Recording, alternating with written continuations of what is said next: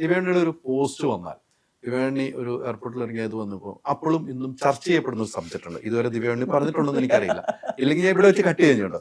കലാഭവമണിയുടെ ഒരു ജീവിതമായിട്ട് വന്നു. കലാഭവമണിയുടെ നായികയാകാൻ ദിവ്യാണി വിസമ്മതിച്ചു. ഇപ്പോഴും കമന്റുകൾ വരുന്നുണ്ട്.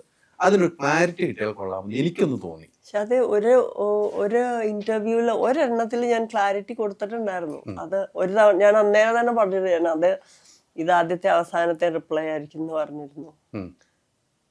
അതൊന്ന് റെഫർ ചെയ്യുമോ? അത് പൊളിച്ചോട്ടെ, അതൊന്ന് എടുത്ത് കൊടുത്താൽ മതി എന്നാണ് പറഞ്ഞത്. പ്ലീസ് ഞാനത് അതൊന്ന് റെഫർ ചെയ്യാം. ഇല്ല, ഞാനൊരു ഇന്റർവ്യൂവിൽ ഇതുപോലെ ആൻസർ കൊടുത്തിട്ടുണ്ടായിരുന്നു.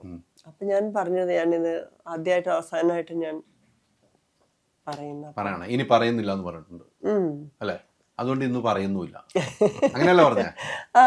അതുകൊണ്ടൊന്നല്ല, അതിന്റെ ഉത്തരം ഞാൻ പറഞ്ഞതാണ് ഒരിക്കൽ. എന്തായിരുന്നു അന്ന് പറഞ്ഞത്? അല്ല, അന്ന് പറഞ്ഞത് ഇത്രയേ ഉള്ളൂ. നമ്മള് എനിക്കറിയാം, അദ്ദേഹത്തിന് അറിയാം. And I don't think it is, നമ്മള് ഒരു ജസ്റ്റിഫൈഡ് അല്ല അത് മനുഷ്യനെ പറ്റി അങ്ങനെ ഞാൻ എന്തെങ്കിലും പറയണത്.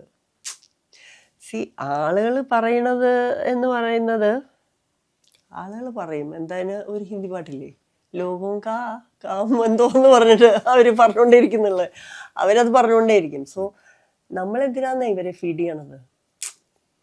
നമുക്ക് എന്തെങ്കിലും ഒരു കാര്യം, ഞാൻ ഇന്നലെ കൂടെ ഒരു പോസ്റ്റ് വായിച്ചു, നമുക്ക് എന്തെങ്കിലും ഒരു കാര്യം വേണ്ടാന്നുണ്ടെങ്കിൽ അതിനെ പട്ടിണിക്കിടുക, സ്റ്റാർവ് ഇറ്റ്.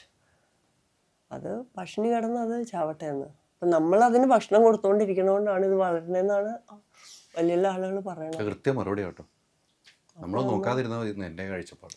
അപ്പൊ നമ്മൾ ഭക്ഷണം കൊടുക്കണ്ട, അപ്പൊ ഞാൻ പട്ടിണിക്കിട്ടിരിക്കുക, അത്ര കാലം പട്ടിണിക്കിട്ടുക. അല്ല, ഇത് ഞാൻ ചോദിച്ചു എന്ന് മാത്രമല്ലോ. എനിക്കറിയാം, ഞാനും ഈ കഥകൾ ഞാൻ അത് കഴിഞ്ഞ് പിന്നീട് വേറെ ആളുകളടുത്തും സംസാരിച്ചിട്ടുണ്ടായിരുന്നു. നമ്മൾ വിനയ് സാറിൻ്റെ അടുത്തും സംസാരിച്ചിട്ടുണ്ടായിരുന്നു. ഉള്ളത് ഞാൻ ഓപ്പണായിട്ട് പറയാമല്ലോ. പക്ഷെ അതിനുശേഷമാണ് വിനയ് സാറുമായിട്ട് വിനയ് സാറിൻ്റെ സിനിമയിൽ അഭിനയിക്കുന്നത്. അപ്പോൾ ദിവ്യാണി എവിടെയാണ് നിൽക്കുന്നത് നമുക്ക് മനസ്സിലായി. അന്നുണ്ടായ എന്തോ സംഭവങ്ങൾ അത് വലിയ രീതിയിൽ വലിച്ചു നീട്ടി. അന്ന് സോഷ്യൽ മീഡിയ ഒന്നും ഇത്ര ഇല്ലായിരുന്നു. ഇപ്പോൾ വീണ്ടും സോഷ്യൽ മീഡിയ എടുത്തത് ആഘോഷിക്കുന്നു എന്ന് കാണുമ്പോൾ സ്വാഭാവികമായിട്ട് ഈ പറഞ്ഞ പോലെ ഭക്ഷണിക്കിട്ടൊക്കെയാണ് ഞാൻ, അതവിടെ കിടന്നു പോയിക്കോട്ടെ. അത് കാണുമ്പോൾ ദുഃഖം വരാറുണ്ടോ? ഇല്ല. അങ്ങനെ ഐ ഡോണ്ട് തിങ്ക് അങ്ങനെ ദുഃഖിച്ചിരുന്ന് ഇരിക്കാനേ സമയമുള്ളൂ അല്ലേ? അല്ല, ദിവ്യാണി ഇങ്ങനെ ഹാപ്പി ആയിട്ടിരിക്കണം, അത് തന്നെയാണ് നമ്മുടെയൊക്കെ ആഗ്രഹം. ഞാനിത് കൃത്യമായിട്ട് മറുപടി പറയുമെന്ന് അറിഞ്ഞിട്ട് തന്നെ ചോദിച്ചതാണ്. ചോദിച്ചു വന്ന് അനുമതി മേടിച്ചിട്ടാണ് ചോദിച്ചത്, അല്ല വേറെ ഒന്നും രീതിക്ക് എടുക്കുകയും ചെയ്തത്. ഞാൻ വീണ്ടും പറഞ്ഞു, ദിവ്യാണിയുടെ സിനിമകൾ കണ്ടു വളർന്ന ആള് തന്നെയാണ്.